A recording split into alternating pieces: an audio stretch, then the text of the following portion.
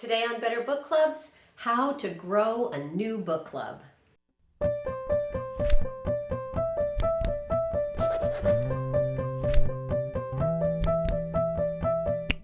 A lot of book clubs start organically with a couple of people who say, hey, it'd be really fun if we started a book club, and somehow they just get started and people join.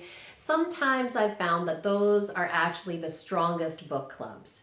But if you don't want to sit around waiting for a book club to organically come to you, there are a few things you can do to grow a good, strong book club yourself. One suggestion is to start small.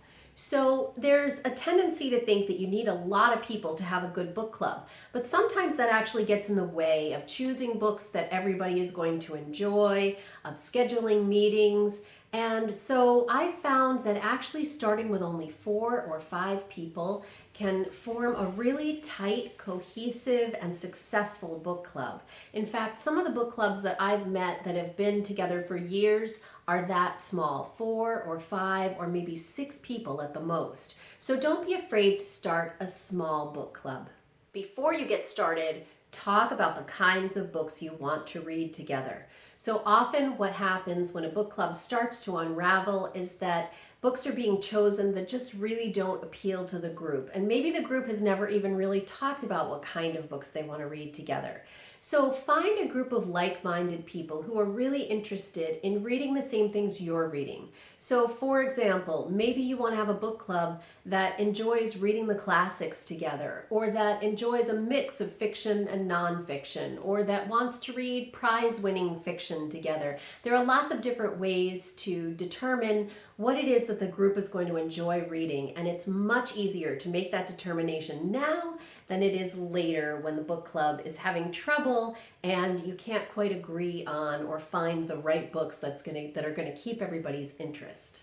There are lots of obvious groups of people who come together in book clubs, so you might start a book club, for example, centered around your neighborhood. Maybe your neighborhood has its own Facebook page or its own way of communicating, and you could put out a call there and see if people are interested. You might start a book club around the members of your church or religious organization, or fellow alumni of the college you went to who live in the area, or parents at your children's school. There are lots of ways to bring a book club together. Notice I haven't mentioned the workplace.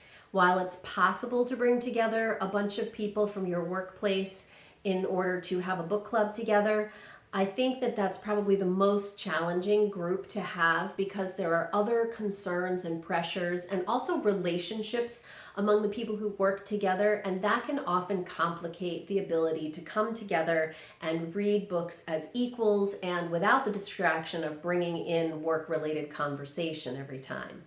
Another possibility, though, is to invite a bunch of people you know who don't already know each other. There's a real advantage to this because then you're not going to have the problem of gossip taking over your book club discussion. Everybody will know each other only through the book club and not have a lot of other outside things to talk about that might derail the conversation. This also works well if you maybe have a very small group to start who have something in common, but then invite each person to bring in one other person. So say you start with 3 and each of those 3 people brings in one more. Make sure that your new book club is democratic. So make sure that the responsibility is shared, that people want to share responsibility, and that it's not all on you, that you're not the only one who's really invested in making it work. That's going to get really old really soon. And so you want to make sure that you have people together who are just as invested in and excited about having a book club as you are. It might take a few false starts to get a good book club going. I know that I have a writers group that meets once a month, and we've been together now for about 7 years. But it's not the first writers group I tried to get together. So we're not exactly a book club, but we're a small group, 5 people, who write and share one another's work on a monthly basis. Really, what surprised me was how long it took me to find the right group of people, the right group dynamics, and the right group of people in terms of commitment. So don't be discouraged if it takes a while.